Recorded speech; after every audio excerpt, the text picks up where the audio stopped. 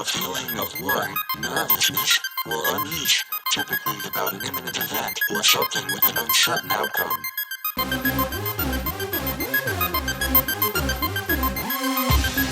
Shit, if this gonna be that kind of party, I'm gonna stick my dick in the mashed potato.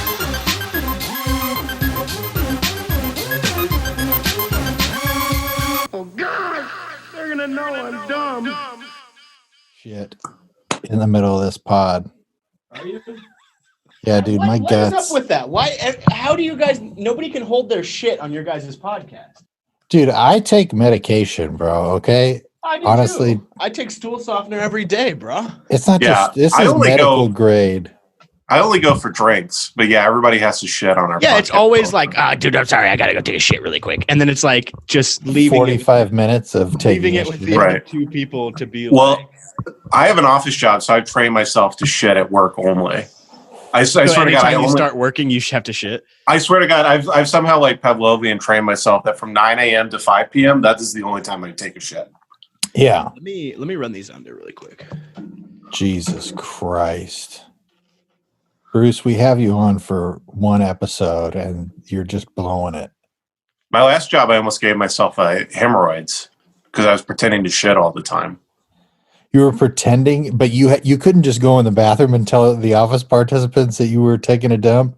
No, because I had to sit on the toilet, you know what I mean? So it looked like I couldn't just like be in the bathroom chilling and shit, like just No, smoking it's cigarettes. not. Yeah, it's not like a single bathroom, so you have to pull your pants down around your ankles.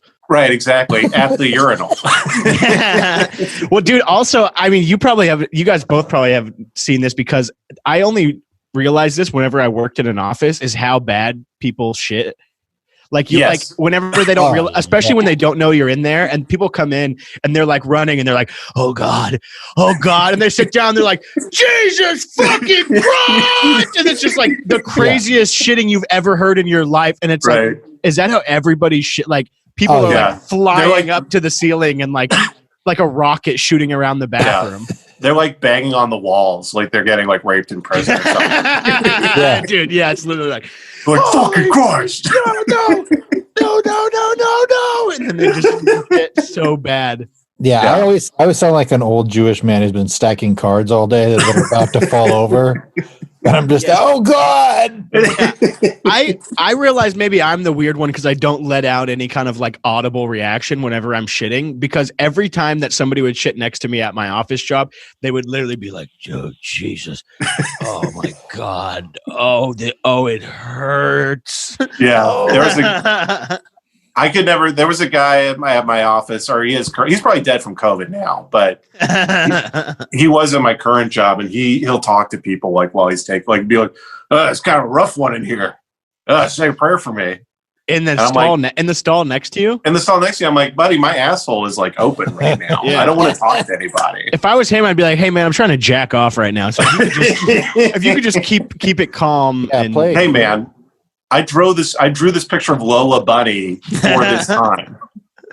Dude, I was thinking about that the other day, Jace, that in prison you would be very valuable because there's always a guy in prison who is like good at drawing naked women. Yes. Oh, And so, like, yeah. Dude, one time my friend Brad, whenever I lived in Santa Barbara, and my friend Brad would ride the Greyhound back and forth to Bakersfield. It's like 3 hours. And one time, and the Greyhound especially Central California, where a lot of like prisons are, it's like, you know that there's going to be people fresh on the Greyhound, fresh out of prison. Right. Like, that's like where they Yeah, go yeah. right on there. So, yeah, Kevin, you've probably seen this. I've and read you that met your wife bus, there. dude.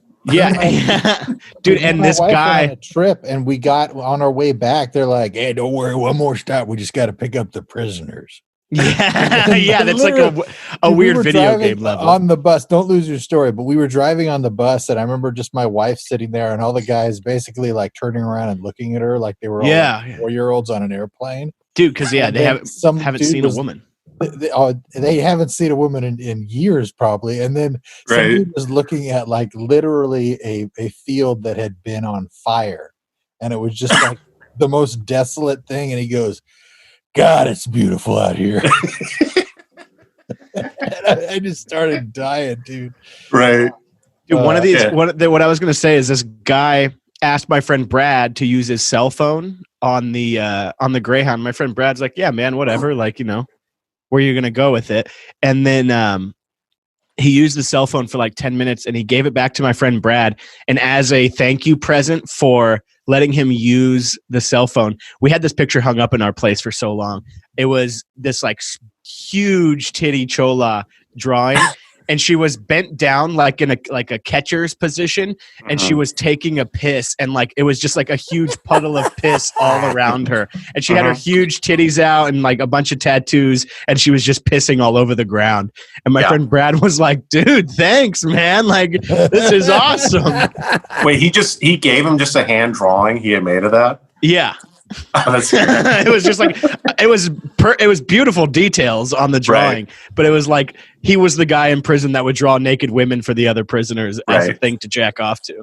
But that's funny. You re-enter society, and that's your only form of currency. yeah. I mean, is beat off material you drew. Yeah. We're moving back to that where it's like you're gonna go to 7-Eleven to get something, and they're gonna be like, "All right, that's gonna be 2 drawings, please," and it's gonna be like whatever you can give. Like, dude, that's gonna be. I'd usually charge like a whole carton for this. You can have it. Right. Yeah. In 5 years, I'm gonna be buying my insulin from just a robot cholo. Yeah, it's gonna be like a $1 bill insert thing where you have to insert your drawing, and he's gonna be like, very sexy. Right. A robot with a big metal sombrero on. There's also in prison. There's a popular guy in each one who makes what they call fifis. Which what are those? It's like it's basically a pocket pussy. Yeah. Well, it's not basically a pocket pussy. It is a pocket pussy. Like basically, it's like so like I have a job inside the prison. Some people do license plates. Some people make the food, and I make pocket pussies, homeboy. Yeah, it's like barely a pussy. Dog. Yeah. And some guy comes up. He's like, "You think you can make like a pocket asshole?"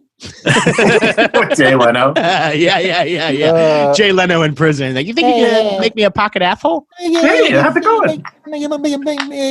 Let's up and down more circular. I murdered my black guitarist in a fit of rage. Now I'm in prison. I won't stand for any Jay Leno slander. He's a good friend of mine. That's right. I forgot. Yeah. I will introduce the podcast. Hello, welcome to Brain Jail, folks. I'm Kevin Tinkin. As you can see to the left, top is Bruce Gay Gray. Hey, everybody. Ben Avery is unavailable. He's too cool to record for 1.5 hours tops. Yeah. So I appreciate you guys letting me audition today. This is Bruce Gray auditioning for the part of Ben Avery on Brain Jail. Yeah. Here it is. I hope you guys okay. Yeah. So Bruce has been having gay sex for 2 months to prepare for this. Yeah. Part. So no, this is my Ben Avery audition. Is here it is right here. Here it is. You ready? Is okay. Just I gotta get in character. What if Wee Man what if he joined QAnon, but then actually his penis was really big? And then I just start shitting on the microphone. Actually, perfect. Yeah. It's like he never left. And at the bottom, you got Jace Wayne Avery at Sad Drawings by Jace. So this is a very special episode because Jace officially has COVID. Yeah, I've had COVID since Saturday. I've had COVID for a week now. And Ben thought he had COVID now twice in this last week, and him and his wife had to get a hotel because he's just going to infect the whole household. Right? Do the dogs have COVID now? Well, I spit in both their asses, so well, you want to lube it up first. Put masks on the dogs. That has been kind of rough because I can't. I got the house to myself, even though I'm just staying in my room. Right. I came down here to record, and that's the first time I've come out of my room in a week. Yeah. But I can't pet Emma or Gracie either, so they're just they look like they're about to kill themselves, honestly. Oh, yeah. Because they've basically just spent time in solitary confinement for a week too. Jeez. Well, they're probably tired of each other. Yeah, Emma's shooting up heroin right now. And Gracie would if she could with that half arm. Some well wishes. You can send Jay some well wishes to brainjailpod@gmail.com. If you enjoy the podcast and you want Bruce to go away and Ben to come back, leave us a 5-star review. and say things should go back to normal. But yeah, I miss the hell out of you guys, man. It's once a week I get to actually see people, and I get to go and like spend time with you guys, and not having that really it really sucks, Yeah, I mean, I've had brutal. COVID, so it's worse for me. But No, it's worse. It's worse for me. I mean, I spent most of the week concerned I was going to be on a tube in the hospital. But yeah, but I'm just a little lonely, so that's just worse. That has been the worst part about COVID, dude. And I get it because it's like I'm fucking radioactive right now. But everybody is like Katie can't go into work, which I get is like stressful and shit. And she's like losing money, but I'm just like, what did I do? You know what I mean? Everybody's pissed at you because everybody's pissed at me, and I'm like, I get it. I'm sorry. I tried to be as safe as I could. I still had to go into work. Also, I've spent like 3 different days this week, like thinking I was about to go to the hospital, right? Like when it was bad. You know what I mean? So then everybody's just pissed at me, and I'm also think I'm about to die. So yeah, well, at this point, it's probably pretty chill to be you though, because it's like after you've gotten over like the worst of the COVID symptoms and you're starting to feel better. Now it's kind of just like as soon as you test negative for COVID, you could finally go out and have gay sex again. Right, exactly. I mean, I'm going to hit all the clubs. I've been keeping them alive for years. Yeah, you're gonna you can go to any glory hole you want, right. No mask, like right. Yeah, Newsom finally makes an announcement that we're free to go back outside. Hey boys, I don't know if you've heard of herd immunity, but I'm yeah, it's right in here, and you just spread your asshole. Come on in. I heard they've got vaccines in my ass. Yeah. I've got the cure right here between these cheeks. Right. Do people have sex through glory holes? Is there one guy who just like is well known for like just backing his asshole up to the hole? Oh, 100% they do, Chris. There's some guy that shows up at the ER with splinters in his dick, and the doctor's like, glory hole accident. Yeah. Our uncle got AIDS through a glory hole. No way. Really? How does he got AIDS through a piece of wood? I fucked him. No, that's what I always thought is like, how did he pinpoint it down to the exact location he got AIDS? But I know they told us he was going to truck stops and having gay sex, so I figure that's probably got to be glory hole only, right? Are they just sucking and fucking at a truck stop? I don't know. You don't have to have a glory hole. I think that's a real specific. Do they hop into the cabin? Yeah, the guy's just getting his dick sucked, and right when he's about to come, he goes, everyone's like, "Oh, Ricky's coming again over there! Right. Get on there, Ricky!" I'm getting my dick sucked, and I'm going, "We got a big old cock. Come on and join our gay sex. Come on, get on, dude."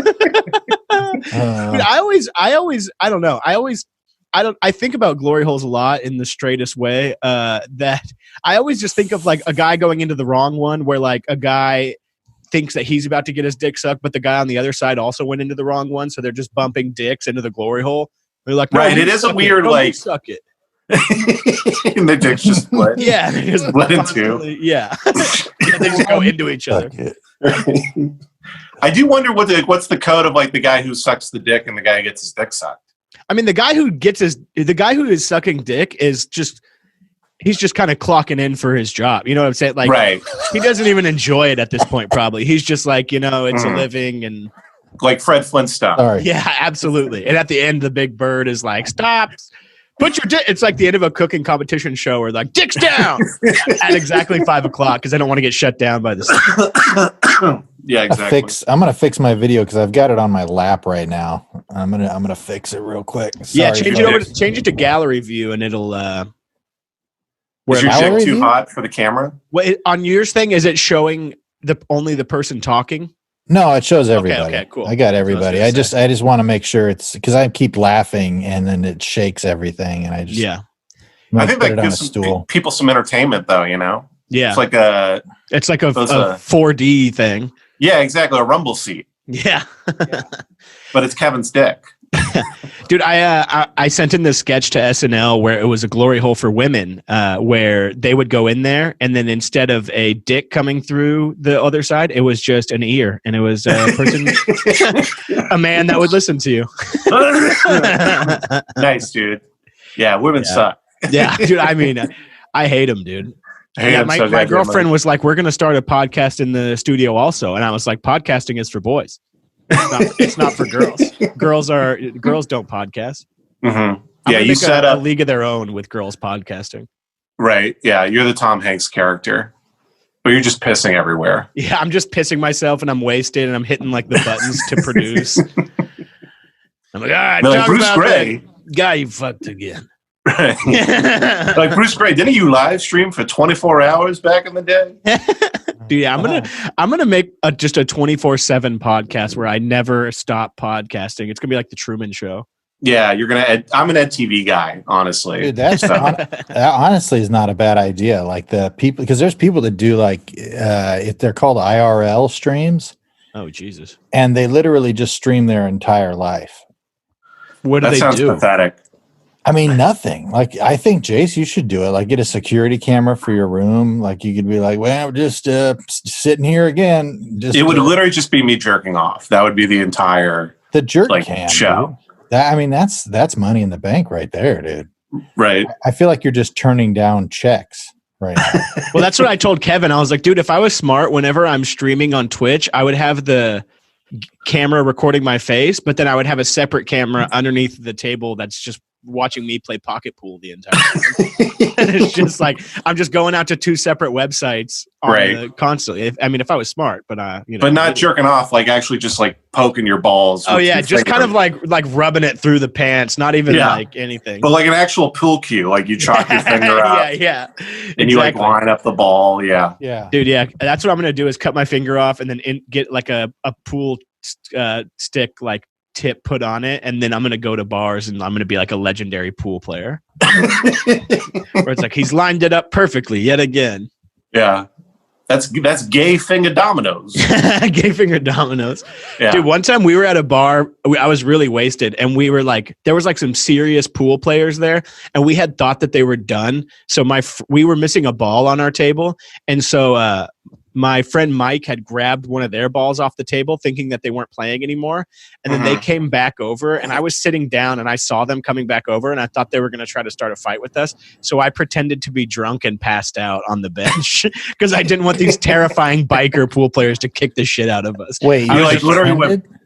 Yeah, I was sitting down. I was very drunk, but I was sitting down on the bench and I saw those guys coming back over to like play, and I was like, "Oh no, they're going to be pissed that we took their ball." So I literally just pretended to be passed out drunk on the thing.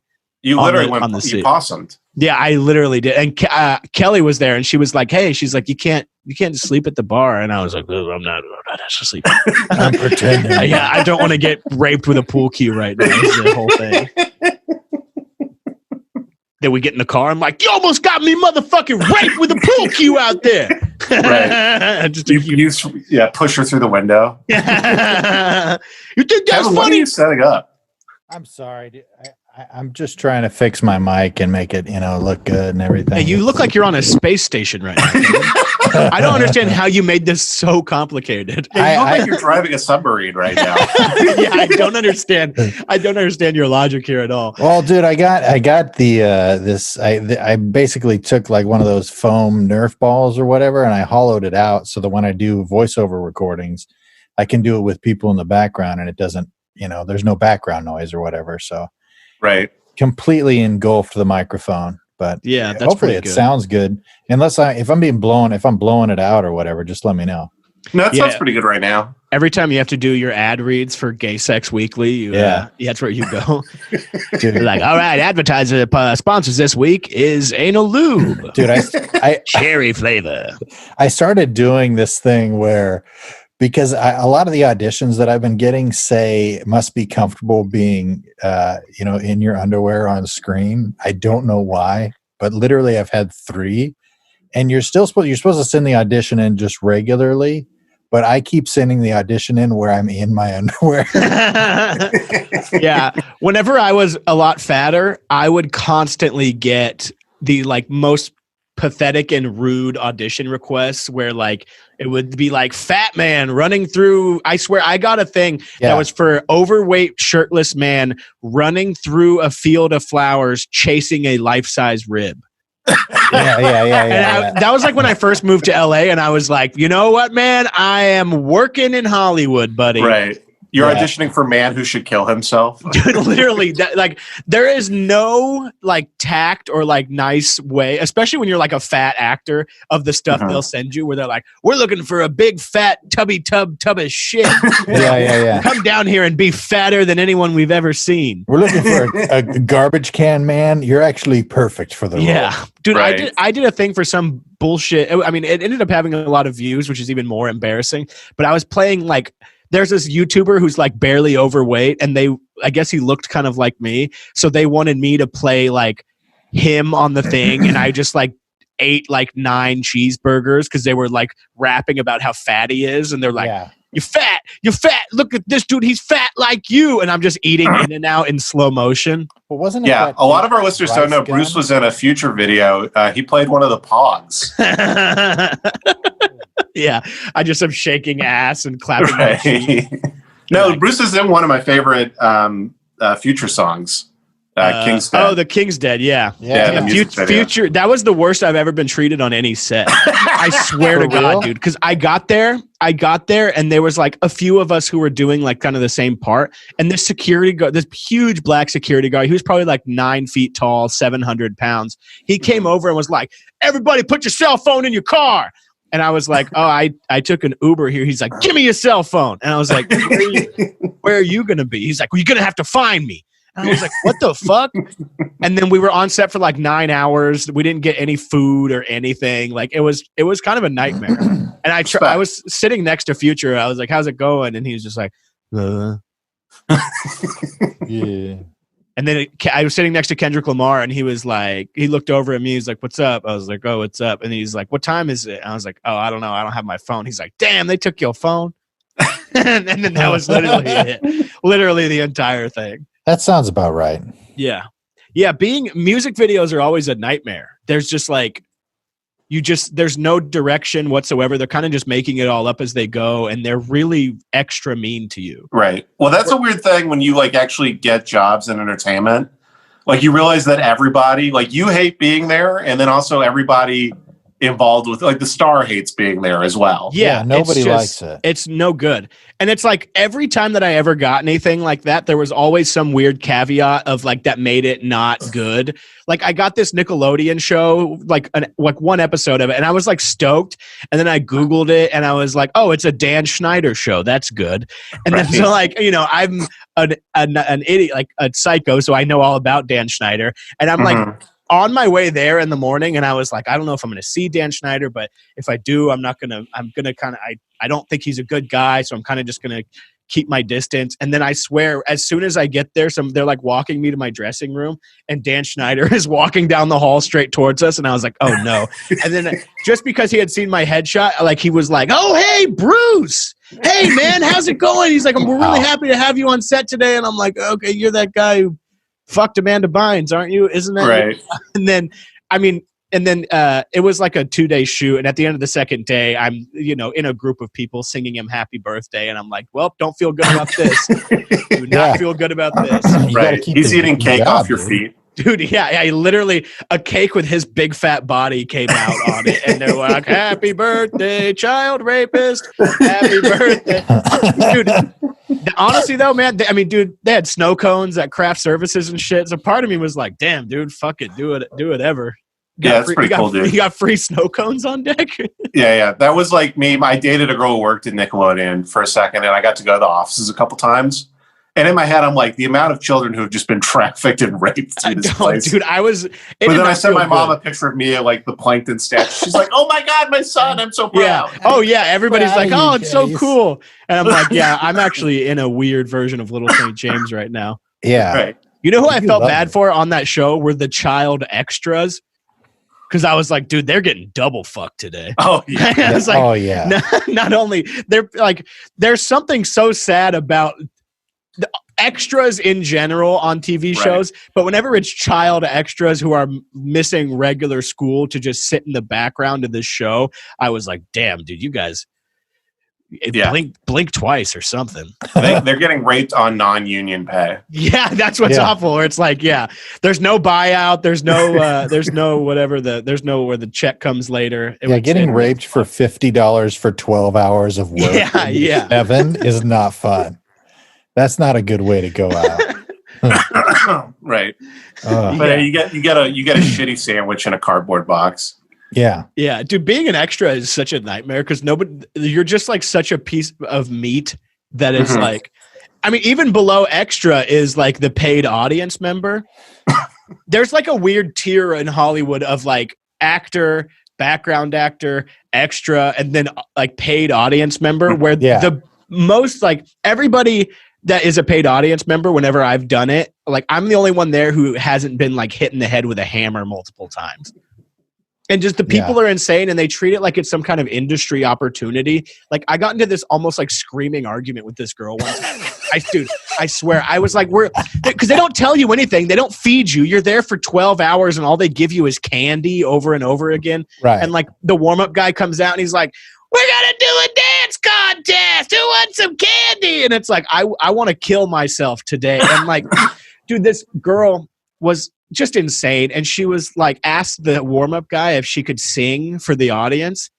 And so like, he's like, yeah, I need to waste 12 hours. Go ahead and sing. Yeah, why not? And then she went up to the front and was like about to sing. And then this like person in the front row, I guess, like rolled their eyes at her.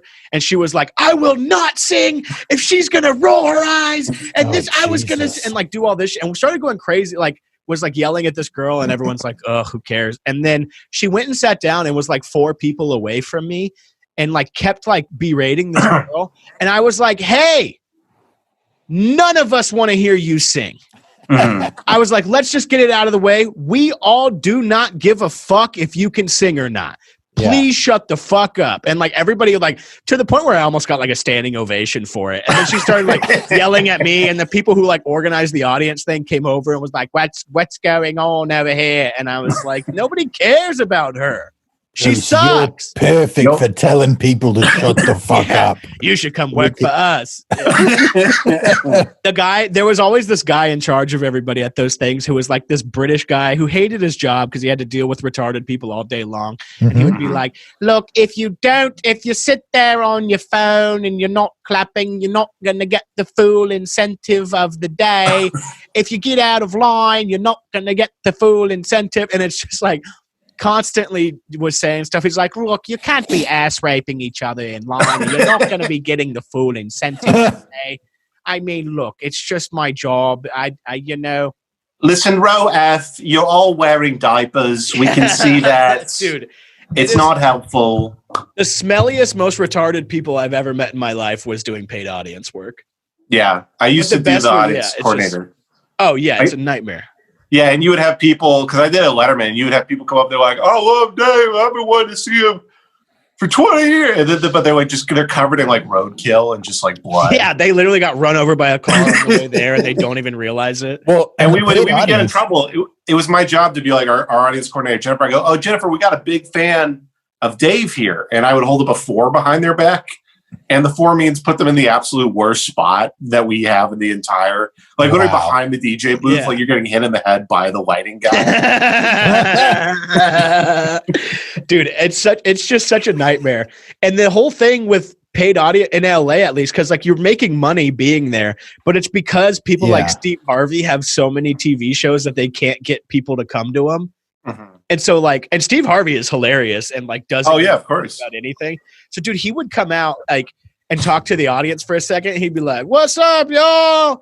And he would just be like, I swear to God, sometimes he'd be like, my life is miserable.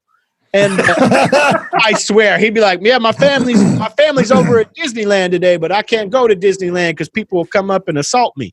And like, I swear to God.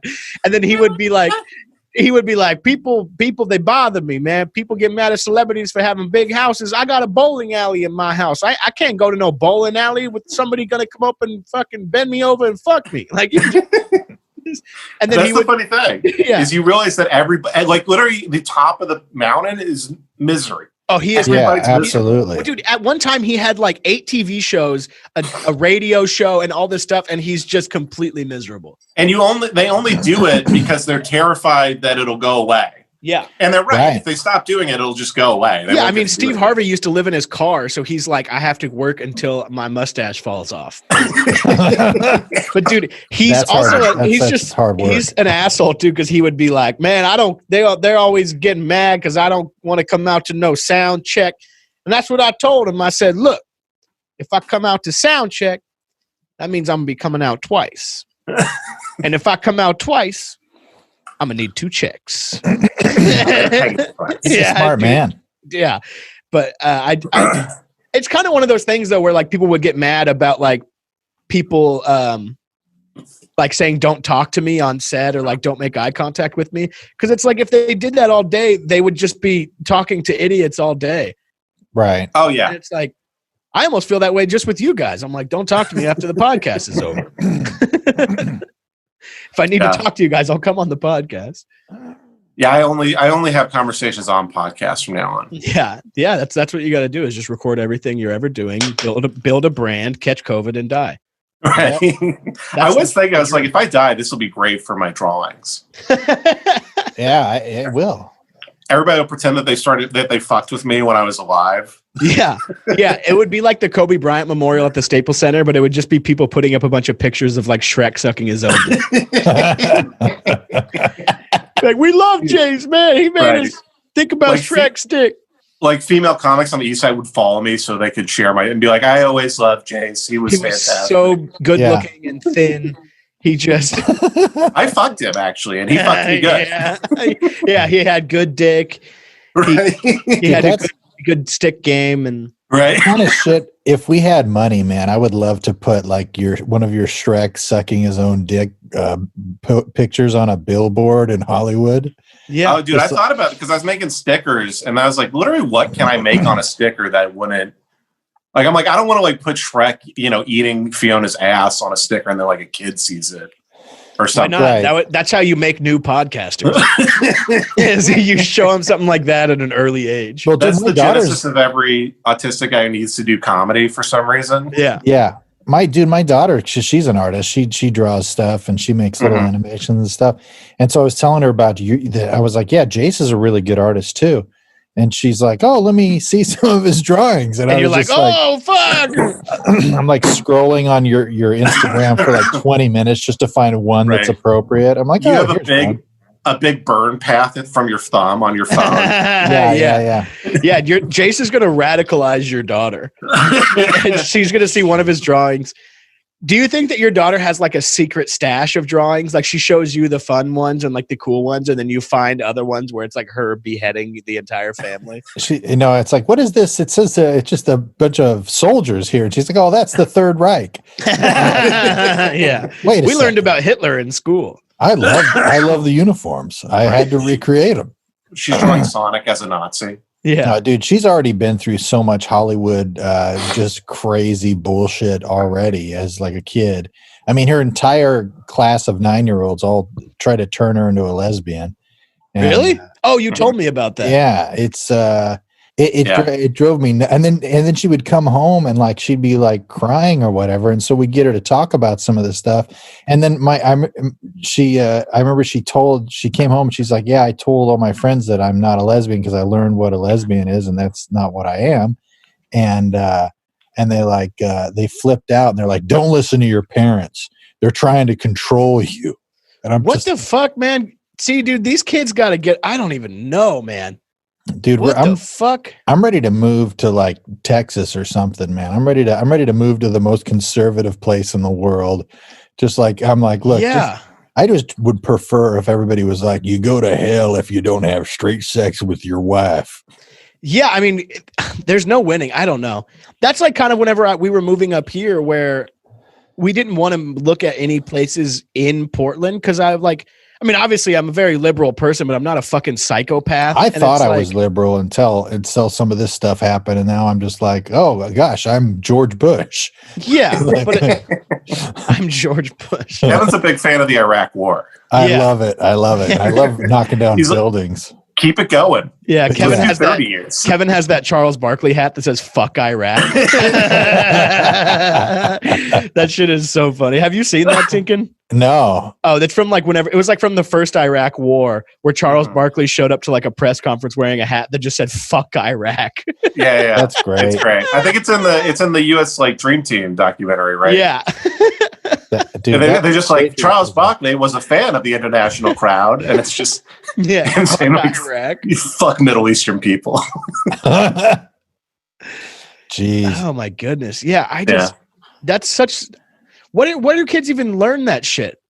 I don't know. The internet? Yeah. Well, And then the guys are literally just like, having like booger flicking contests and like, Yeah. yeah, guys like- rule. yeah. And she's like, I like hanging out with these guys because they're just silly, like they're just being gross. Yeah. Yeah, They're all like, well, queef, queef, queef, queef, queef, queef. And she's like, okay, one more time. Dude, Ooga. It's just basically, all the dudes are just doing Stern pretty much. Yeah.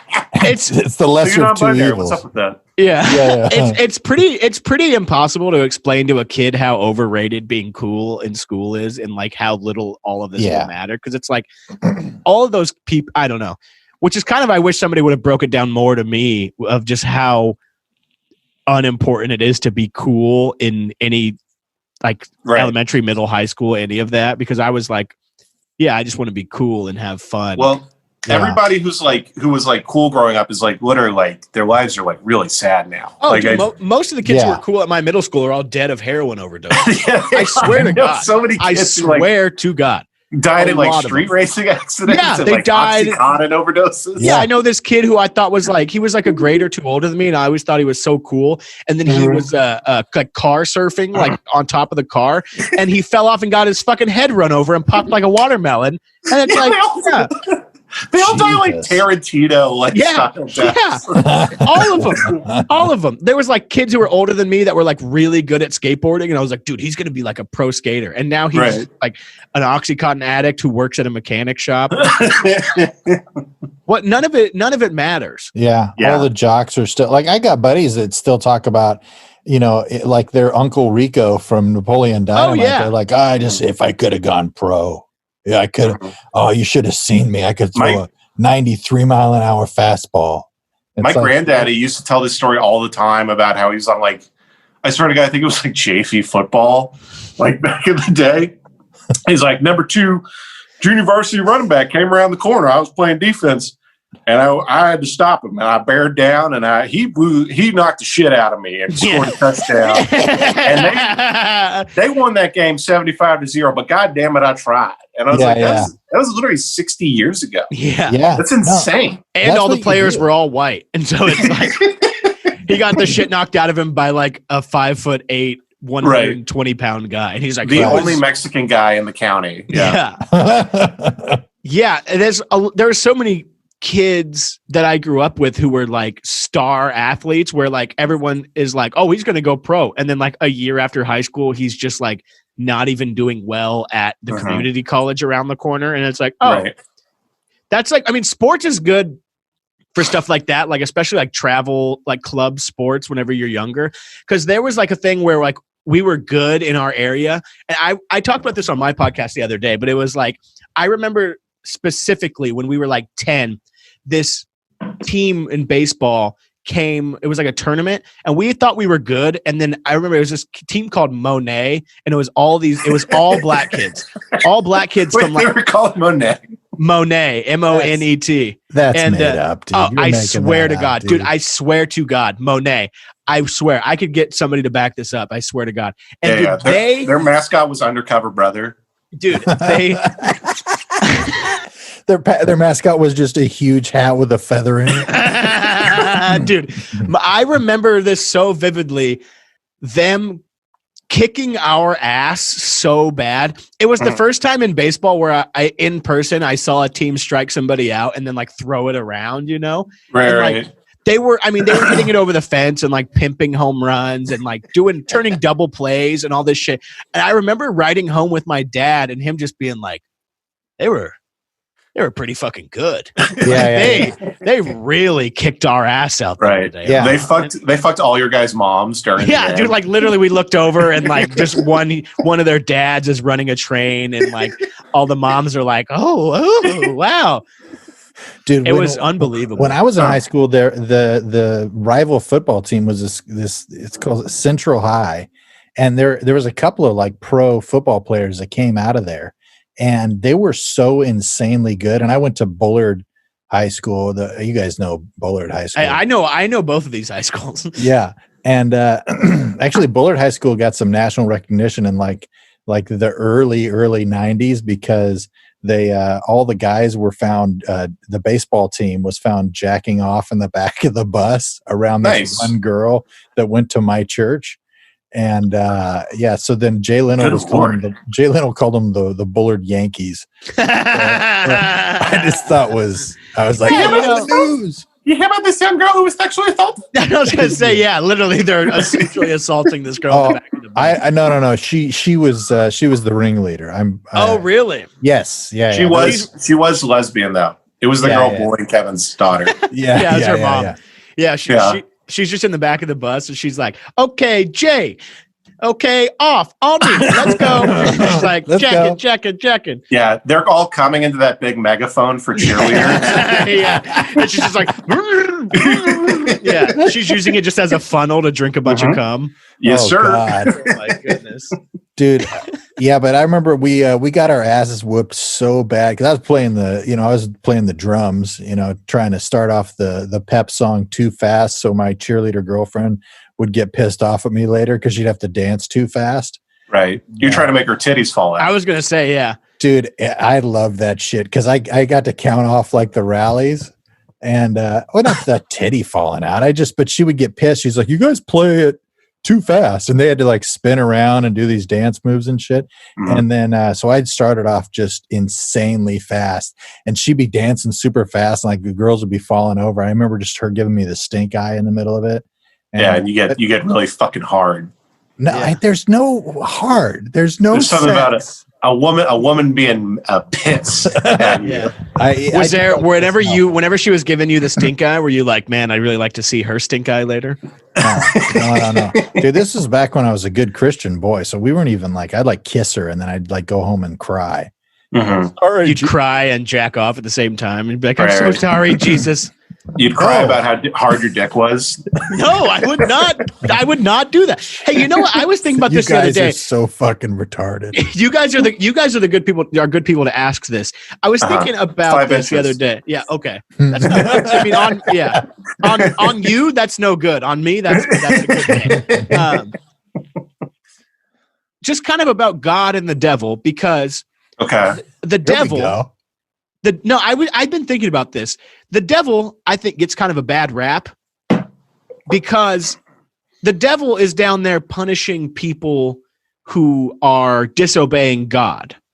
Uh-huh. Correct? So at the end of the day, doesn't the devil kind of work for God? Aren't they kind of on the same side? Yeah, I feel that. That's good. Is that how, if that's obviously not how it's taught, but doesn't that make sense where it's like it 100% makes sense? Yeah. I think only because, not to answer it seriously, not funny, but like I think the only difference is everybody thinks the devil is trying to like win souls to hell. So he's like trying to tempt people so he can, the devil's kind of like Kevin with that drum solo. He's like, I'm going to make him dance real fast. And by fast, I mean I'm going to make them say slurs, and then they're going to come down here. Mm-hmm. I make their titties fall out at a bar, and then they have to go to hell. The end of that story where we got our ass whooped by Central High School, dude. I just remember like we were going away, and like the security guards were trying to separate everybody so that like we wouldn't get in a fight because we were trying to fight them the whole time, or I wasn't, but a bunch of people were. But I just remember them just calling us faggots across the football field, just like in unison, like the grandparents, the moms, like everything. Over there. Oh, dude, I remember like in football, whenever we would play like teams from like worse areas in my hometown, where like the parents of like black kids playing football, where these kids are a million times better than us. I knew this would happen if we had Bruce on. No, they would they would like truck us over and like truck us like hard, and then I would be like on the ground, and they'd be like, "Oh, number 32, he just whooped your ass." And just like, oh, you can't tackle for shit, 32. And I'd be like, I fucking know I can't. Like, I would like be so like pissed and angry. I'd be like, I fucking suck. I know I fucking suck. All the white kids had been coddled. The parents are just like, we're just so happy you're out there getting some exercise. And they're like, look at you, fat little piece of shit. I swear to God, dude. See, I was weirdly, because I was so white as a kid that I was like, every time we played a black team, I was always the mascot for like the opposing team. I literally played basketball, and there was one time where the other team started cheering me. They were calling me Craig Ostertag the whole time because I had a giant broken nose at the time and a buzzed head, so I looked ugly as shit. And I'm just like, this is like fucking oaf, just like, and I scored like a jump shot. And they're like, Ostertag. Yeah, they're just enjoying. They know that there's no possibility of you guys winning, but they're just like watching you play is so funny. Like, look at white Shaquille O'Neal out there with his big ass. It's your big ass out there. What's up, Big Show? Yeah, I think I saw my ass, how big my ass was, and said that guy, he's honorary black. Look at Dom Vito, big ass out there. Boobity boobity, your Bam Margera uncle looking ass. Dude, your dad's on the sidelines coaching with a loaded pistol just pressed into his temple the whole time. Right. Yeah, he's in the huddle. He's like, you guys better just get it. Just like, he just cocks the gun. He's like, do you want me to do this today? If you guys lose, I will kill myself. Right. Well, Ben was really short at the time, and he was only kind of playing basketball. Ben was like, I swear to God, he was like 5'4" until he was like fucking 17. Really? Yeah. He had like a late growth spurt, probably because he drank so much man's cum. I love that you started laughing before you said it. Dude. It's good for a young man. So like your parents are like, we're gonna have manwiches tonight, like the sloppy Joe, but really it was just cum and ground beef. Yeah, Ben's like he went in the Captain America machine, but it was just they put a big dick in it. So that's how they made him grow taller, was by shoving a big dick up his ass, and he's like, oh, and just went straight up. It was Tony Stark's dad shoved a big ass up Ben while he was in a big tube. No, but he went to, we would play Summer League was when we played against all the black kids because we would go into the city to play. And the first time Ben went, a guy, I swear to God, jumped over him and scored a layup. Dude, and that's the same. Yes. Yeah, Ben like quit like 2 days after that. That's such I truly think that is a very important moment, is whenever you first really get your ass kicked, especially by like a team that's all a different race, or like just somebody like that you totally didn't even know existed, and they come in and whoop your ass, and you're like, oh, okay, that's a good learning moment. Ben got jumped over, and then the next day he started learning audio production. So. Yeah. Dude, that's kind of like when football, I got hit really fucking hard to where like my ears were ringing, and I literally went to the sideline and I was like, I really don't think this is for me. Right. And like I went and played soccer after that. Well, dude, my whole dream as a kid was to be a professional athlete in something. And like just the slow acceptance that it was just never going to happen was very sad. Well, dude, I was like the tallest kid in my junior high, or like in sixth grade. I was like the tallest kid in sixth grade. I was pretty tall for my age, and we'd play basketball like from the time I was in like third grade to sixth grade. We play basketball, and I remember being the tallest. Like I had a clear advantage, and just getting my ass whooped every single game. I couldn't dribble with my left hand. Like I was the worst. I was not good, and just being so disappointed about it. Yeah. Dude, I'm going to hop out for like 2 minutes really quick and just restart. It'll take me like 2 seconds. Yeah, no problem. Sounds good, dude. Yeah, we're just going to talk shit about you. No, he can't hear. Yeah, no, that's good. It's better. Yeah. I was going to say, Kevin, that like my childhood was just slowly trying to find wider and wider sports that I could go pro in until there was just no more options left. Like I started at football, and I was like, okay, clearly not. Like I maybe could have played in college. I could have played in college, but I hated it, so I quit. Then I went to basketball, and I was like, okay, clearly not that. And then I went to golf, And then I was like, well, maybe. And then still not even that, because I'm just not near good enough at it. So not wide enough. And now in my 20s, I did the same thing, but with comedy. Yeah, seriously. I started with stand-up, then podcasting, and now I'm on to drawings. Well, dude, I mean, you have to I don't know. You got to follow your the path of least resistance. Sometimes is a wise choice. But man, you have COVID, and I'm clearing my throat every 3 seconds. But yeah, it's hard to be like, oh yeah, this is not working, so I should move on to something else. You're like, I don't know. For me, I'm just like, no, I'm sticking with this. I don't give a shit. I remember telling somebody, if nobody ever pays me for comedy ever, and I just get booed I don't give a shit. I'm doing this till I die. And it's just it's very. I'm a great American, is what I'm trying to say. Is that true though? Would you really, like, if you're that unsuccessul, just keep doing it? There's no way. I couldn't handle it. There's no fucking way. No, I have to get, like, if I have, like, I remember getting off stage where literally every joke landed except for like one little like segue, like bullshit thing that I randomly said, like between jokes or whatever, didn't land. And then getting off stage and being like, fuck, I just gotta, I guess, like on the verge of tears. Like, I guess maybe this ain't for me. Like, and then the guy like, dude, you had a great set. What is wrong with you? And I'm like, yeah, but I think like when I said that thing in the middle about, remember when I was talking about Cocker Spaniels?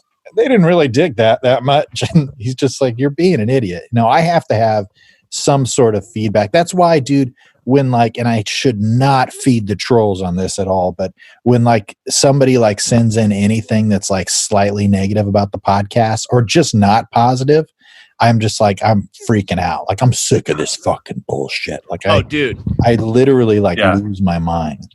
That's like the worst thing you could have said, by the way. Oh yeah, that's awful. That now they're just going to be like, I can get a rise out of that idiot Tinkin over there. Yeah, I'm very sensitive. I'm too sensitive. It's not good. Yeah, I mean, I'm the same way where I'll get like one like thumbs down on like the YouTube video of the podcast, and I'll be like, why the fuck do I even do this? Why would I even keep doing this if somebody's going to fucking thumbs down this shit? Yeah, exactly. But dude, Sandler had said something kind of similar to that on your pal Mike Sandler. Yeah, Mike Sandler, who works at the county dump. This is the guy who works at Bruce's sandwich shop. Yeah, that's why they call him Sandler. Now, on Conan's podcast, he was talking about like doing these like arena shows and how he'll be like playing and like having a good time, and then in like the middle of a song, he'll see a guy in like the very back row of the very top of the arena, like getting up to go like get something or go to the bathroom, and he'll in his head just be like, where the fuck are you going? Yeah. Right. Like what do you shit. like oh, sorry. I was gonna say that's like the funny thing about, like, we were talking about this earlier with like show hosts, but like seeing like Ben and Tim's success, it's funny to just see, because I've seen enough up close and all, like, just nothing makes you happy. Like, you get happy after like the initial step up. You get happy for like 4 days, and then you're just fucking miserable, and you're used to it, and you like completely expect it again. Yeah, you expect it again. And then what I've seen kind of up close too is, I mean, anything just kind of becomes work. But like whenever I was like doing shows with Theo Vaughn, kind of whenever he had just really transitioned, I know, hey, big brag here. Yeah, I went out with the mullet man, Theo Vaughn himself. Yeah, well, I used to open for Brendan Schaub, buddy. So yeah, well, I used to open for D'Elia, Callan, Louis C.K.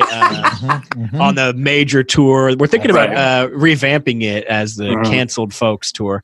But like, I think also a lot of people start getting into this very like self-conscious thing of like, oh shit, now there's 1,000 people out there who paid a good amount of money to come see me, and I don't know if I'm going to be able to deliver what they want. And like really like really getting in your own head before you go out. And like, it's just funny to be like, I barely even know, and be like, dude, it's going to be great. I was like, dude, no matter what you do, they're going to be happy to even just to see you. He's like, hey, man, you're probably right, man. Yeah, you're probably right. We kept we kept Yeah, singing. man, I knew how to opossum was stage fright. Yeah. I swear to God. Dude, well, we kept singing that song, that Britney Spears song, whenever we were there that weekend Toxic? in Vegas. Yeah, Toxic. No, that song where he's like, she's so lucky, she's a star, but she cried.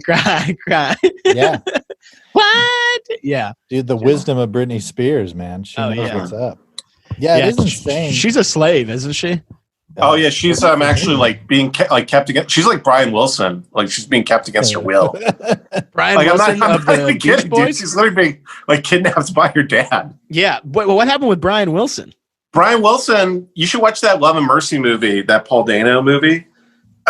It's about like Brian Wilson in the 90s, like the 80s and the 90s. There was just a doctor, like a psychiatrist, who basically just took over his life and like had Brian Wilson sign his like legal guardianship over to the psychic. And basically the psychic was like beating the shit out of him and like trying to get him to like produce a new album.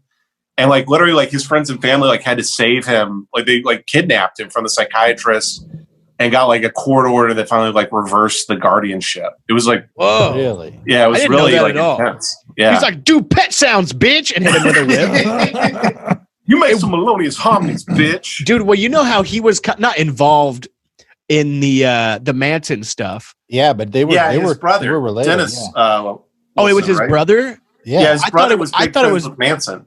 okay. Well, because I went and saw the Beach Boys a few years ago at the Kern County Fair, and I was on mushrooms. Another brag. Here we Another go. brag. Dude, honestly, I had a great time. Me and my friend Trevor Dustin. I ate some mushrooms. I had a chocolate covered banana. Saw the Beach Boys. Shout What out does to that CD. mean, huh, buddy? Yeah. Hey, buddy. What do you think? Hey, pal, come on now. Dude, and I remember being on mushrooms and like just this thought overtaking my mind of being like, oh fuck, dude, these guys fucking killed Sharon Tate. Oh fuck, these guys had something to do with it, man. And just like spiraling. Right.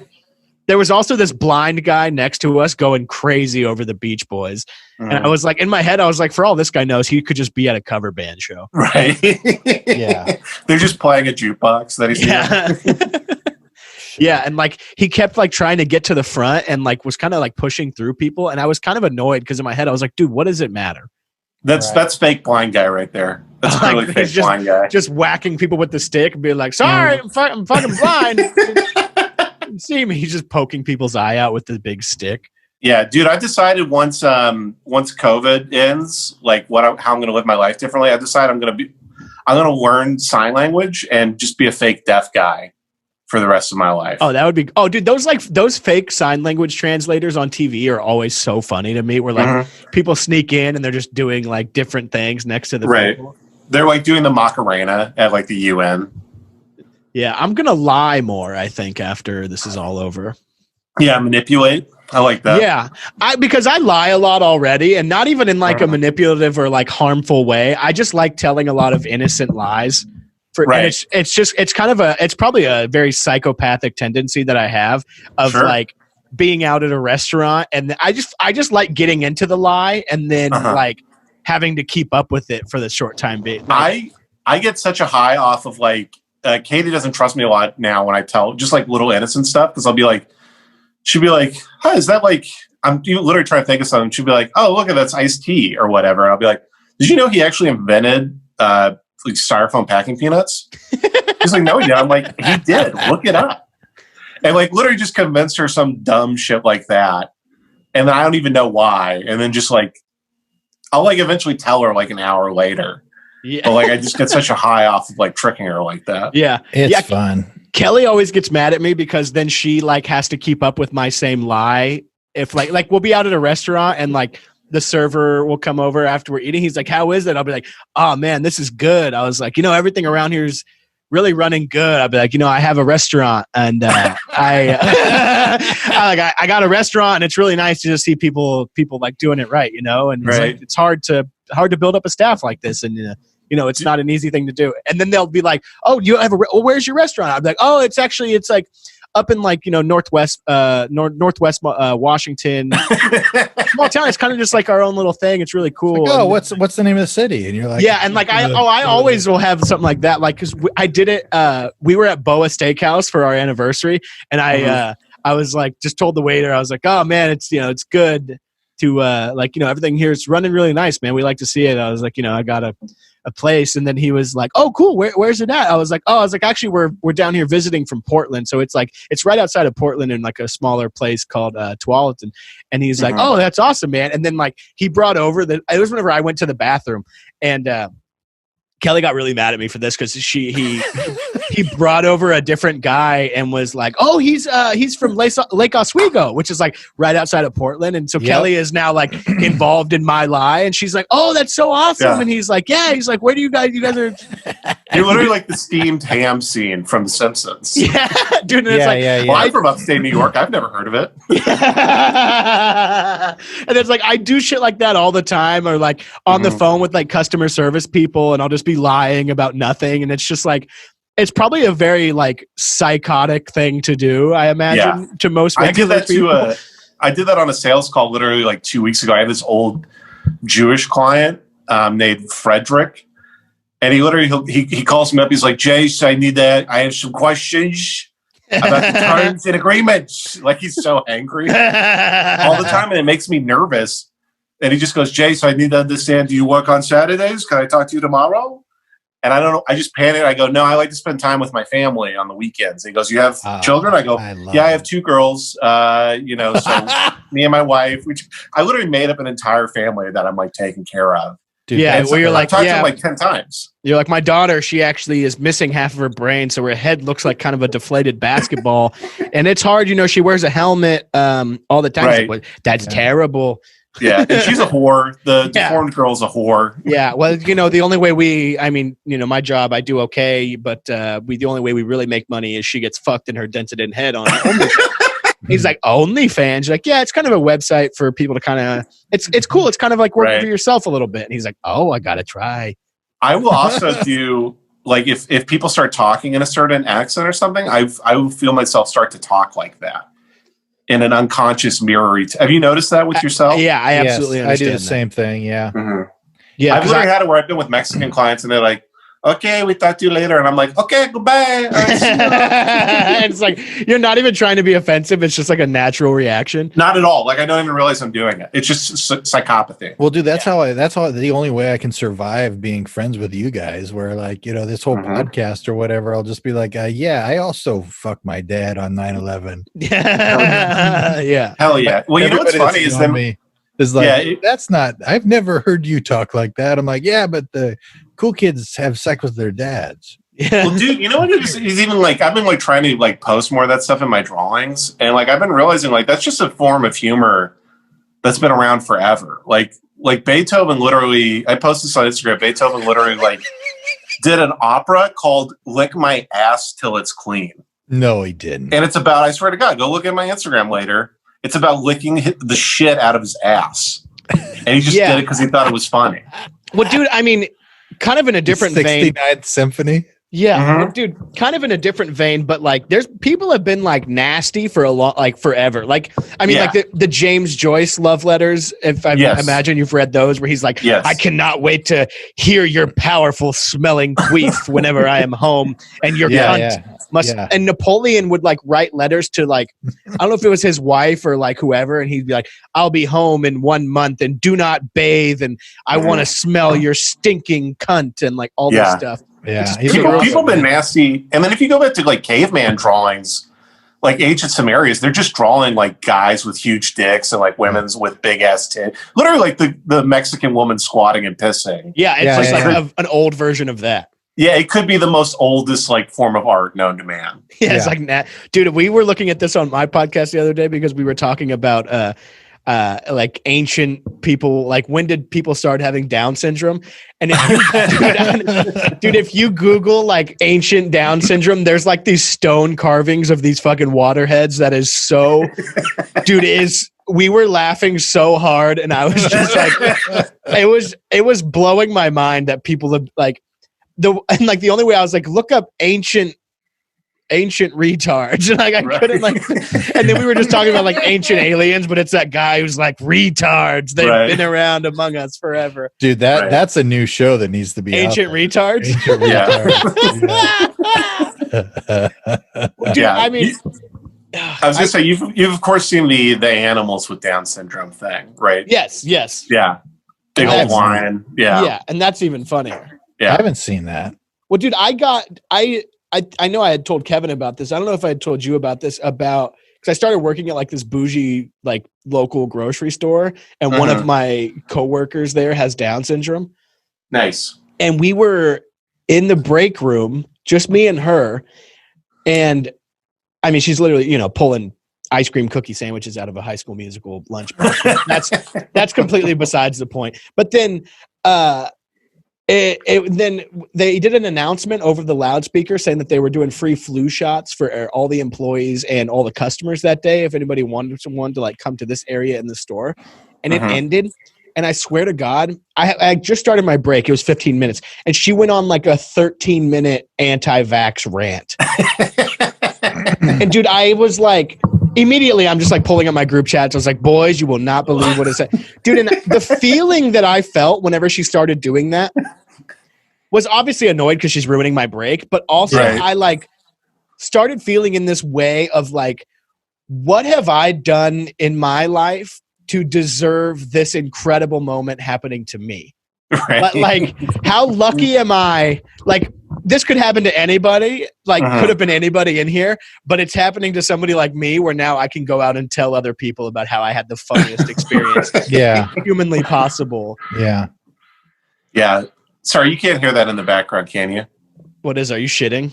I'm taking a big shit. There's like a macaw or something outside my garage. This is an exotic bird. Yeah, it's probably the grim specter of death coming for me. Wait, have you been leaving your room to go to the bathroom, or are you just shitting and pissing all over the place? No, yeah, I got one Gatorade bottle that I've just been shitting and pissing into. It's not even the wide mouth; it's the squirt top. So you're just like squeezing it and then suctioning shit and piss out of your. It's body. One of the ones they give little kids at soccer games. Like that size. Yeah. Dude, I never got the pissing into a bottle thing. I mean, other than like if you really had to, I've done it like in the car. Yeah. Like, you never got it? No, some people will just piss into a bottle like in their room. Yeah, like they're just too lazy to go to the bathroom. Some people do that. Like Howard Hughes or whatever. I had to do that. I had to do that this week because Katie was home for a second to get something. I really had to piss. So I'm just like, Katie's like, do you need anything? And I'm like just pissing into a bottle standing in the middle of my room. Damn. Yeah. Honestly, that's kind of the life though. You're just pissing, shitting, and coming all into the same Gatorade bottle. Mm-hmm. Yeah. Yes, sir. Dude, I mean, so how are you trying feeling? To grow a baby? Are you feeling okay? Like how do you feel like it's getting I'm feeling better now. It got a little rough there for a second. Like you said, it definitely like you can definitely see how this could kill like old people and shit. Like pretty easy. Like were you doing like breathing exercises of trying to just, I guess, because what I had read. Fuck about, that like, shit, to, dude. Open your diaphragm, or were you kind of just like, finally, please take me? Yeah, I was kind of like, God, this is it, bro. Yeah, you're like, I saw an exit on the highway finally. Right. Like, if you want to take me, fool, like, let's go. Let's do this shit. Was any part of you kind of reverting back to any like higher power type shit of being like, if I die, fucking maybe I should be praying in some way? Yeah, I always fucking do that, man. When I'm on airplanes too, I like immediately start believing in God again. Yeah. And I'm like, God will take me. He'll take me to heaven and I'll be with my grandparents and be happy. Yeah. And I'll live for a million years. Yeah. But then in the back of my head, I'm like, nah, I'm fucking, there's nothing. You're just going to not exist anymore. Yeah. Well, then, like, you know how when you're on an airplane and it'll make a noise that, like, it probably makes every time, but then you're like, nope, that's a noise of crashing an airplane. Here we go. Let's do it. It's just somebody opening up a pretzel bag. Right. Like when an airplane takes off and it's like turning away. Yes. Like to go over the thing. And then it actually turns the engines down to keep noise down for people who live around airports. Yeah. And I know that intellectually, but every time it happens, I just assume the plane is like about to fall out of the sky. Yeah, well, that's the worst part about flying out of LAX is that it always goes directly over the ocean and then it banks at like basically turns the plane upside down and starts flipping and doing all kinds of shit. And I'm like, nope, well, this is the part where the engine breaks off and I fucking turn into Amelia Earhart. you're looking out the window and you're looking directly down, like at the fucking like ramp, like that you're about to crash into. Bruce, you do kind of look like Amelia Earhart. No bullshit. Oh, thanks, dude. Yeah, she's my celebrity hall pass. Do you have one? She's your women crush Wednesday. Yeah. They just found her bones apparently.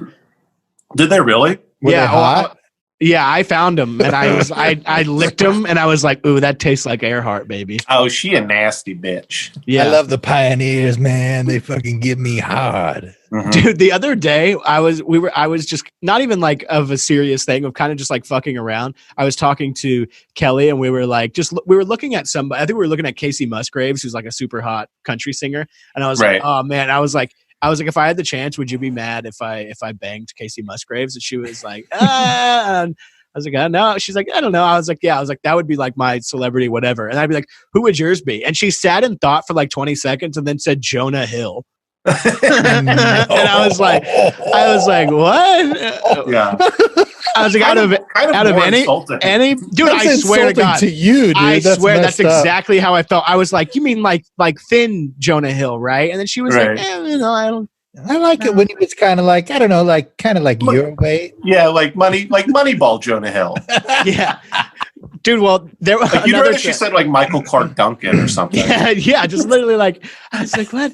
And then there was another time, I mean, this is a huge name drop, but whenever I was going to the Jay Leno show and I knew that we were going to like hang out backstage and whatever, I was just joking, but I was like, would you be mad if I got fucked by Jay Leno tonight? And then she was like, I would think it was strange, but I don't think it would be mad because I think it would help your career. And I was like, let's get married right now. Dude, I was literally typical woman. Yeah. Dude, I was literally thinking about this morning. I don't even know why, but just to myself, I was like, would you date Kevin from The Office? If it could help your career. I was like, huh. I was thinking about it for a second. That would be truly the most horrific sex possible. Oh yeah. Hey, we both throw up during the middle of it. Yeah, like you would just be both very winded. Right. You would both just kind of turn into the big monster from Ghostbusters. Like he would throw up onto my back and then I would throw up onto the bed. You're like, can I be an audience member on The Office now? Yeah, people watching would be like, people are so into The Office and so lame that they'd be like, oh, he's throwing up. It's just like that time he spilled the chili. Right. Look, it's just like on The Office. We're like in a deep relationship though. Like we sit on the couch with blankets and we like watch The Office together. And I'm like, baby, that was such a funny scene. And then I kiss him like I'm baby, you're so talented. Baby, you I don't know why they thought you was retarded in that one episode. I thought that was offensive, baby. Yeah. Like you guys are in a loving relationship to the point where you have like pet names for each other and shit. K-Dog. Yeah. You're wearing matching muumuus. Yeah. But you guys are like, you're like an we have two bugs. Yeah. You have two dogs and their faces are on the blankets and like your dog dads and like you love your dogs and they wear coats and sweaters. Yeah. But we then meet each other's families. Yeah. You guys are like an old school, like 50s gay couple where you're just roommates. And then like, there's always one moment at the end of the night when you're going into your separate rooms. And like, there's a moment where it's like, oh wait, are they going to go into the same room? Is tonight the night that they sleep in the same bed? Boy, I tell you, honey, I'd love to have gay sex with you now. Hey, pal, good to see your butthole. Hey, pal, why don't you get your hands over here and jerk me off? It's me, Radio 50s guy, has gay sex. Yeah, old school gay couples were always funny where it's just like, oh, that's my grandpa. He's an old man, and that's his roommate, Bill. Right. My grandpa makes $200,000 a year, but for some reason he needs another man there to help cover the rent. Yeah. My grandpa who ran his own auto parts company has his roommate. Yeah.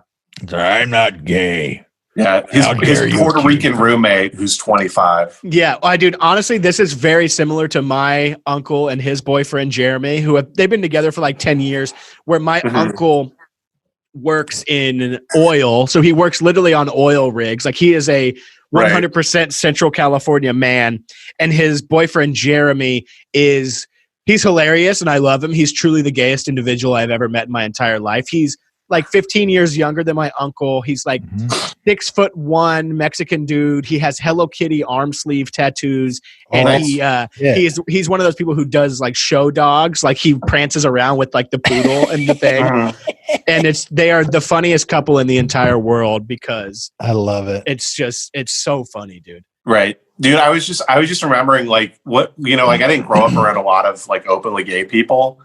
And like one of the first like long experiences I had was I was dating this girl and her uncle is gay and has lived in LA for 20 years. Yeah, he's like a classic gay guy. Just classic. Like the guy worked in theater for years, has had a partner for 20 years. Like, has like Angels in America poster on the wall, very successful, well-to-do, just gay man. And we went over and we're hanging out and then we're having like a deep conversation for hours. He's giving us this wine, telling us life stories, giving like me advice on life and stuff like that. You're like, and then I just passed out, and then I don't. Well, then it was like this whole fucking like thing, and I was like in my head, I'm like, man, this is like a beautiful moment getting to like meet these two people, and then I just like looked at both of them, just like being two guys just sitting close to each other. I was like, what a bunch of fucking gay guys. Just gonna go fuck each other and shit. Dude, that's y'all. That's perfect. Yeah, literally just like, but man, that's gross.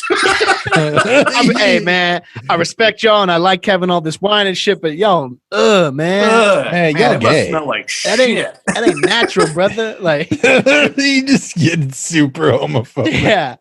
Just have one too many glasses of wine and you turn into like a 90s Def Jam comic. Right. Imagine fucking another man's ass. Come on, yeah, it's very I almost feel very fortunate to have been around a lot of gay people growing up because my family is all pretty conservative and like the whole Central California is like one of the more conservative areas in the country. And it's like, but my aunt is a lesbian, but a world-class lesbian. Like she won 3 college softball national championships. Damn. But so her and all of her friends, that's what I was talking to another dude. Well, I was talking to another lesbian who puts on a comedy show whenever I was working at the Comedy Store, and she was like, oh, like her wife was there. She's like, oh, like joking around. She's like, oh, we're lesbians. Have you ever met lesbians? And I was like, dude, you guys ain't shit. You're like, I am a lesbian. Look at me. But my aunt and all of her friends are lesbians. And so growing up, I would be around this huge group of lesbians who would constantly be hanging out. And they had gay guy friends. And with the lesbians, I'm like, they're all so nice. And then that gay guy would come over and be like, you really fuck a guy in his ass? But it was, I think it really, I guess, I don't know if normalized is the right word, but well, you got to get used to something that you're period. Regardless of what it is. Yeah, but it's almost always also even also growing up around a lot of black people and Mexican people, it's also the same thing where it's I feel lucky to have done that because dude, I truly love spending time around gay people. Whenever I was living in West Hollywood, I was here we go. Yeah, all right, guys, this is it. This is where we figure out Bruce raped a man 5 years ago. No, I really, man. Gay people are truly just hilarious and pleasant and just like to have a good time for the most part. Very much. And they're very emotionally in tune. Honestly, I feel like I do have a lot in common with most of the gay people that I have met. Absolutely. Yeah. Where I feel we both have AIDS. Yeah, and it's you're both gay. Right, we're both gay men. But it's also I've talked to Kevin about this before, is in LA and places like that, especially where people are moving from especially people whose parents have a lot of money, they move from these different parts of the country where it is just mostly, fucking waspy white people. And they just, it's not that I don't even probably think they realize they're doing it, but they are overly supportive in almost a fetishization way. And they just don't really know how to act properly around people that are different than them. So they turn it on to a weird extent instead of just being this isn't fucking, I even have that because in Texas, we grew up around mostly I grew up around a couple of black kids, but we grew up around mostly Mexican kids. So if like when I was in my early 20s, if I was around somebody like gay or like black or like Jewish, even though I had friends who were all those things, I would kind of, there'd be in my head, I'd be like, okay, just act normal. Yeah. Don't act I see weird. what you're saying. But when I was around Mexican people, I'd just be like, oh, what's up, you fucking Mexican guy? You know? Yeah, exactly. Yeah. Where's Like your lowrider, bro? I've just spent so much time around Mexican people. I just know you just be racist to them. Like they love that shit. Yeah. And it's like, Yeah. and like, cause my aunt also worked, cause where I grew up, it was like in the country, and there's like, that's like where a lot of agriculture and shit. So like, it's a shitload of farm workers and like farm workers' kids. And like my mom was working at my elementary school. There was basically like an English immersion program, where it's like kind of the migrant program, where it was like, English as a second language. Yeah. But it's like kids from other like farm workers' kids, where like who knows if they were there permanently or they were just going to be there a few months, would be all they segregated the school, thank God. And but they would just like go in there, and it was like helping them learn English and shit. Right. And it's like, I don't know a lot of Spanish, but I know enough to get by. So like, especially working in like food, where like I can get by like taking orders in Spanish. I could take phone calls about like the stuff we have in Spanish, and then like talk crazy shit with like the people in the back, has always been like super fun. And like, I think there's not a lot, I feel like, especially the humor that all of us do. Like when I was working at that deli in West Hollywood, where it was like me at the front, and then like 7 dudes who barely spoke any English. Some didn't speak any English at all. Like I would come in there every day, and I'd be like, what's up? Like, you sexy motherfuckers. Like, what's up, my boyfriends? Like, let's all get together and fuck each other after this. And like, just all this shit. And I would be like, basically being like, I'm retarded and like, I'm gay. But like, they knew I had a girlfriend, but I would be like, no, she is like, kind of just explaining in Spanish that she's basically my beard, and really I'm super gay, and I'm way into them, and I would like brush up against them in the back and be like, oh, okay. Yeah. Well, I don't think there's that kind of humor a lot in other countries. Dude, I walk into like, most of my work is Hispanic now, and I just like walk in, I'll be like, what do you got? You guys eating some nasty Mexican food? That shit's gross. And they're just like, I'm like, my white tummy doesn't love that. That sucks. And they're just like, oh, dude, you're fucking crazy, man. Like they just like love that shit. Dude, everybody likes it when you keep it real, because so many people, especially in LA, like the facade that people put up, because everybody knows like the right things to say or whatever. So when you drop the bullshit and you're just a real human being with people, they, especially if they know, you're a good person or whatever, people appreciate that. It's that's why I should be able to say the word, in my opinion. Dude, that's right. Exactly. That's what I've been trying to get to. There was one time at the Comedy Store where a show was letting out, and Joe Urell, was a comedian in a power chair, was coming through. A show was letting out, and then Joe's chair like broke for a second in the doorway where a lot of people were coming out, and I was like, wheelchair. Yeah, his wheelchair. I was like, Joe, come on, man. I was like, fucking Control-Alt-Delete on that shit. Do something. And all these people that were coming out of the show were like so astounded. Yeah, and I was like, Joe, come on, man. Hit the fucking back up. I'm gonna somebody give this dude a jump. Get a fucking tow truck. Let's go. Restart the hard drive, Joe. Yeah, all these people are like, oh my God. And of course, Joe is loving it. He's Yeah. I do like to imagine like we're telling all these stories, and then the real version of that is just everybody hates us. But we're and we're like, dude, we are such good people. We're so cool. And everyone's like, they're racist. They're homophobic. They literally ruin my day. Anytime I see them, they joke about they're bad. But dude, with that Spanish shit, my favorite place to go and do that shit is the car wash. Because whenever I take Kelly's car to get washed. And it's like filthy because, it's dirty on the inside or whatever. But it's like I jump out, and whenever like you're like talking to the guy about what you want, and then the dudes are vacuuming it, I'm always just like, man, in Spanish, I'm like, this is my wife's car. It's fucking filthy. Look at this shit. I was like, she's doing all kinds of shit. I think she's probably fucking dudes in the back of it when I'm not around. Like, I'm saying that, and these dudes are like, this person is insane, but this is also the funniest thing anyone has ever said to me. Yeah, where I'm just like the whitest possible dude, but I'm like, dude, I know a woman. Both sides and fucking cochina. There's a Hispanic woman at my work who I swear to God, she put salt in her water to drink it. And I go, I'm not even like, you can call me white, but that's stupid. That sucks. You're salting water? That's ridiculous. She's drinking her water out of like a martini glass with a salted rim and a lime. Right. Man. No, it's very good. It's very good. No, you put the chili in the water. Oh my god. Tapatio on my milk. Hey, Tapatio buddy, on my this water milk. is raw, sweetie. Okay? Well, You about to get uninvited from the cookout. well, I think we've thoroughly proved that we're good. We're three of the good ones. You know? Yeah. And we're gonna wrap it up here. But Jace, you're doing okay. I'm probably not going to die at this point, so Okay. should be all good. Bruce, I love you, buddy. I'm glad to have you on the pod, man. Yeah, dude, thank you. I truly appreciate it. You guys are good. Bruce, you want to shout out your podcast real Yeah, quick? please. So I am on the Ben Shapiro show. I produce that. No, the gray area on everywhere you listen to podcasts and YouTube. Don't downvote it and be rude.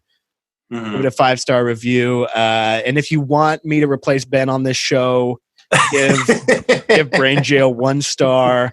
I can be way more retarded. Just let me know what you guys want me to be. And Right. More homophobic, more into conspiracy theories. Just let us know. Please. Yeah, I could talk about internet things that one other person in the world has ever heard of. Right. And, If you want to just, space out and not talk on the podcast for 30 minutes at a time, go for it. yeah, I'll go take a 2-hour shit during the podcast. Yeah. Jace, I can replace you also if you. I could audition.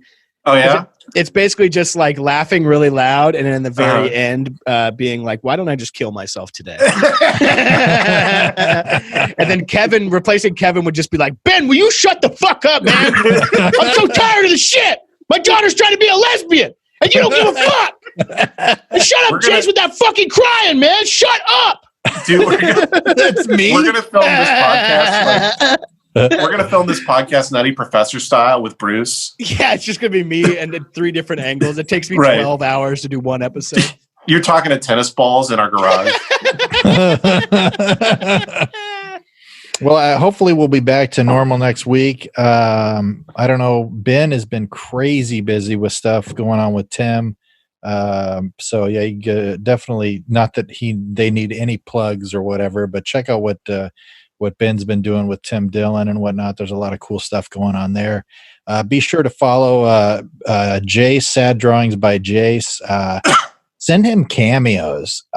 Me and Bruce sent him a cameo from Chris Hansen. from Chris Hansen. Cameo. That That literally so well. almost killed me because I was Dude. like not breathing that well at the time. Well, me and Laughing Kevin my were ass like, off. what's something nice that we could do? Because I was told, what's something nice we could do for Jace? And I was like, dude, we should find him a cameo of somebody very random. What were the and- other Right. choices? We were looking at a couple of different ones. Roxanne Gay, I know you said. Roxanne Gay was $100. I didn't realize till after that William Hung was only $30. That would have been very good. There was a few where I was just like, because I was looking through it for a while, and then like the best bargain and funny was Chris Hansen. Yeah. Yeah, that was a great choice because I was a big fan of that show back in the day. Yeah. Whenever you, what was your reaction whenever you rooting whenever for the you, Predators. Well, as soon, I as soon started as it. you opened that? I started and I was like, they must have just found this like the whole time because it takes a while before he actually says something that could be from you guys only. Like he doesn't say, and Bruce Gray until like 45 seconds in.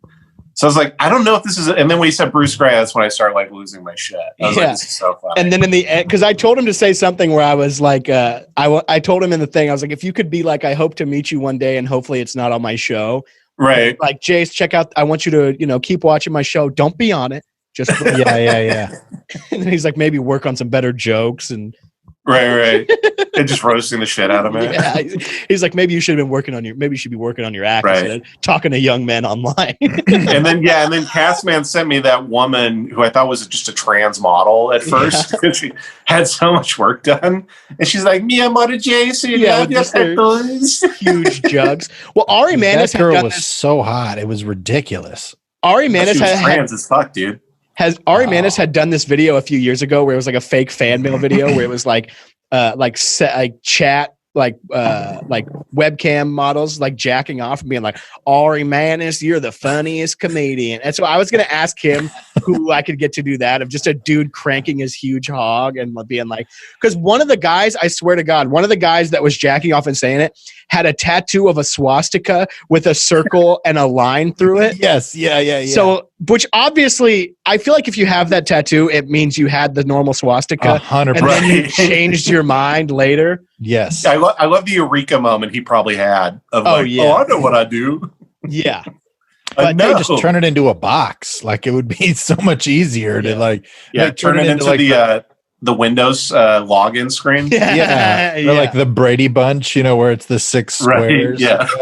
Well, dude, thank you guys. I truly, I don't want to sound not straight, but I am very appreciative of you guys having me on. I'm a big fan of the of course. podcast. I never listen to podcasts of people I know, but I do listen to Brain Jail every week. Right. That's and awesome. we're big fans of Bruce, so you should go check out his stuff because he's really funny. And me and Bruce play Warzone on Twitch every Thursday night. Every Thursday at 8 o'clock. p.m. Pacific, and then every Wednesday, the following Wednesday on the Gray Area YouTube channel is like a compilation of that, of us just saying stuff, and then just me wrecking ass. Oh yeah. You're real beast mode on there. Really, yeah, I'm fully cracked on COD, my guy. The most uncomfortable part about recording that stuff on Twitch is the fact that my family is like literally 12 feet away the entire time. So Bruce is like on there just being like, man, this motherfucker fucked my ass so fucking hard. Shit, cocksucker. Dude, I rage out on that shit. Yeah, and I'm over there going, yes, my posterior is quite sore after that engagement. Well, dude, Kevin is always by his family, I'll tell this very last thing and then we can end it. I'm in charge of the podcast. But Kevin is always like, gosh, dang it. And it reminds me, I went to a college bowl game with one of my friends who graduated from BYU, which is a Mormon college. And so we were in the alumni section, and BYU is just getting their ass kicked, and it's all these pissed off Mormons. And whenever the other team scored the touchdown to really seal the deal, it was quiet. And then this dude just stood up and went, gosh, dang it! Was at the very end of his vote, and that was like as far as he will go in cursing and whatever. Yeah. Well, that was part of my makeup of who I was for a long time. It's just trying not to say fuck you or just trying not to curse like forever. So I'm like, God darn it, I'll be dipped in the honey. I'll be so dipped if I'm so dipped. Yeah. Yo, you better come over here and dip me, baby. All right. Well, please go leave a 5-star review on the iTunes website. Like I said, I apologize for the weird format this week and last week and whatnot. If you're a fan, please stick around and share with your friends and your family. If you could listen to this with just the youngest person in your family that's the most impressionable. We really want to try to indoctrinate the next generation into, just our brand of just straight up, just fucked humor. And, for my 2 if children. your kid likes the chive, check out Brain Jail. Hey, man. And if you're tired of the podcast hosts always farting in the mic, having COVID, being all old and full of gout, come to the gray area. Dude, are you igniting us right now, dude? All up in the videos, dude. I remember watching that on Farting in the MTV, microphone. like, oh shit, he's calling out P Diddy. Yeah, dude. Yeah, we should start a big podcast beef, and then we should shoot one of us. One of us Yeah, should I'm going to give willing Bruce to die. AIDS. Yeah, AIDS having motherfucker. Yeah, one of the I fans put doesn't COVID realize it's a bit, and so they actually shoot Bruce. That probably would happen. Yeah, somebody from Coward Hour, one of the fans, snuck some COVID under your doorknob. Well, all right, everybody. We love you. We're gay. Thanks for being gay on the podcast with us and having just a wide open butthole. And Jace, feel better. I love you. I miss you. I want to squeeze those thick, healthy cheeks of yours again and just feel my hog just rubbing up and down the back of your spine. And just soon it'll happen. Mm-hmm. Excited. Yeah, we'll see you guys next week. Bye. Bruce is taking a selfie. I'm taking a picture of the thing so I can brag to my grandchildren one day. All right, see you, everyone. Kevin, do you need to grab the recording real quick?